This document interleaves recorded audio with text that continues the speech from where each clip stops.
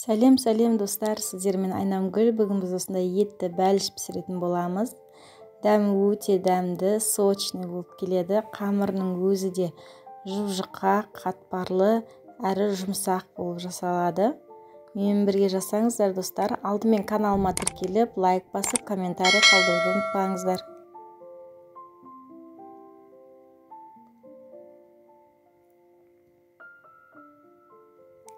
Бізге ұн, жұмыртқа, қаймақ және сары май қажет.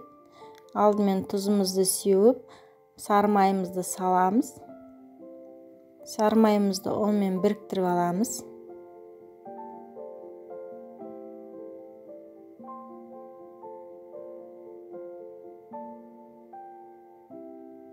Одан кейін жұмыртқа мен қаймақты салып қамыр жасаймыз.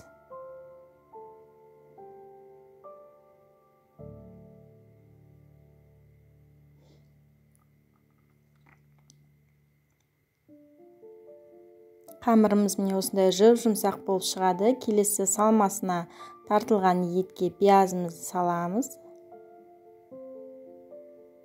Картошкамызды саламыз. Дәміне қарай тұз және бұрыш себеміз. Араластырамыз.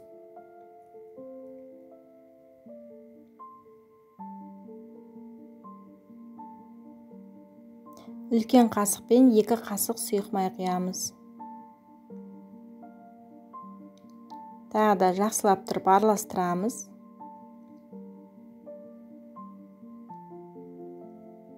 Салмамыз дайын болды. Енді келесі қамырымызды 2 бөлікке бөліп, бірінші бөлігінен бастап пергамент қағазының үстіне жайып шығамыз. Қамыр өте қатты қалың да болмау керек, жұп-жұқа да болып кетпеу керек.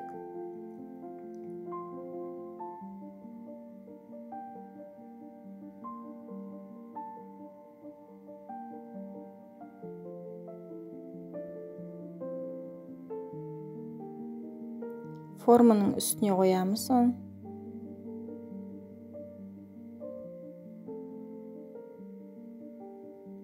Салмамызды салып, бір келке етіп жайып шығамыз.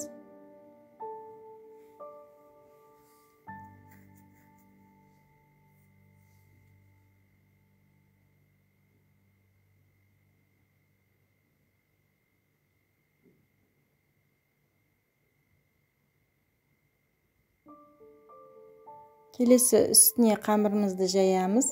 Оны да пергамент қағазының үстіне жаямыз. Себебі қазір үстіне қойған кезде ыңғайлы болып келеді.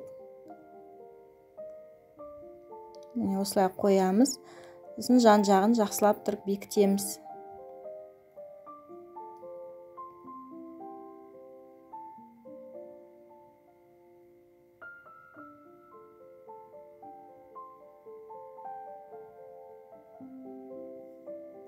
Жұмыртқаның сарысын жағып шығамыз.